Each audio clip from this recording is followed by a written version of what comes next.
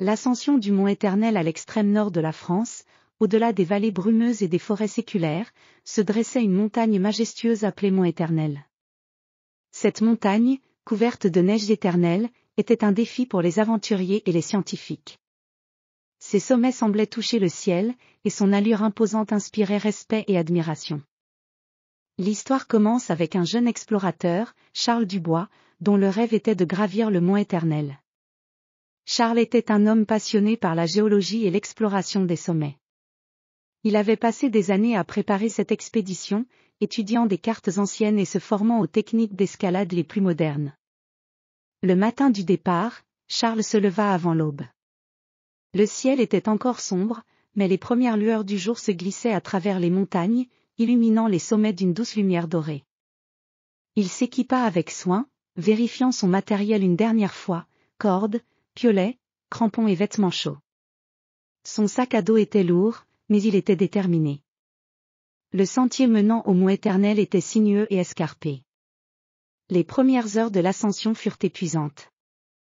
Les sentiers étaient couverts de rochers glissants et de glace. Les vents hurlaient comme des fantômes, balayant la neige dans des tourments incessants. Charles progressait lentement, chaque pas nécessitant une concentration totale. À mesure qu'il montait, la végétation se raréfiait, laissant place à des paysages de roches nues et de neige compacte. Les paysages étaient à la fois grandioses et menaçants, avec des glaciers étincelants et des crêtes acérées qui semblaient jaillir du sol. Charles s'arrêta un moment pour admirer le panorama. Les vallées en contrebas étaient enveloppées dans une brume légère, tandis que les sommets lointains étaient baignés d'une lumière surnaturelle. En milieu de journée, il atteignit un plateau où il décida de faire une pause. Assis sur un rocher, il sortit un petit réchaud et se prépara un thé chaud. Il observa les nuages qui dévalaient les pentes de la montagne, créant des motifs éphémères dans le ciel. L'air était frais, et chaque respiration était une épreuve en soi. Après cette courte pause, Charles reprit son ascension. Le chemin devenait de plus en plus difficile, les pentes devenant plus raides et les conditions météorologiques se détériorant. Les vents violents et les tempêtes de neige rendaient l'avancée presque impossible. Charles avançait prudemment, utilisant ses crampons et son piolet pour se stabiliser sur les surfaces glacées. À la tombée de la nuit, il trouva refuge dans une petite grotte, creusée dans la montagne. Cette cavité naturelle offrait une protection bienvenue contre les intempéries. Charles alluma une lampe à huile, éclairant l'intérieur de la grotte avec une lueur chaude. Il s'allongea sur son sac de couchage, éreinté par la journée mais rempli d'une détermination renouvelée. Les jours suivants, Charles continua son ascension.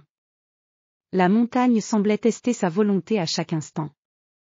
Les tempêtes de neige étaient fréquentes et les températures glaciales rendaient chaque moment difficile. Mais Charles était résolu. Il savait que chaque étape le rapprochait de son objectif. Finalement, après plusieurs jours d'efforts acharnés, il atteignit le sommet du mont Éternel. Le paysage qui se déployait devant lui était à couper le souffle. Le monde s'étendait à perte de vue, un océan de montagnes et de vallées, toutes baignées dans une lumière dorée. Charles sentit une vague d'émotion et de satisfaction. Il avait surmonté les défis extrêmes de la montagne, et le sommet offrait une vue spectaculaire, comme une récompense pour son courage et sa persévérance. Il passa quelques heures à explorer le sommet, prenant des notes et des photos pour immortaliser son exploit. L'air était clair et la vue absolument panoramique. En regardant au loin, il pensa à tous les aventuriers qui avaient tenté de gravir cette montagne avant lui, et à ceux qui suivraient ses traces. Lorsque le soleil commença à se coucher, Charles entreprit la descente, fatigué mais comblé. Il savait que le mont Éternel avait révélé ses secrets et avait testé sa ténacité. Chaque pas sur le chemin du retour était empreint de reconnaissance et d'humilité. L'aventure lui avait offert une nouvelle perspective sur la nature et sur lui-même. En fin de compte, le mont Éternel n'était pas seulement une montagne imposante, mais un symbole de résilience et de découverte. Charles rentra chez lui, non seulement avec des souvenirs inoubliables, mais aussi avec une nouvelle appréciation pour la beauté et la grandeur du monde naturel.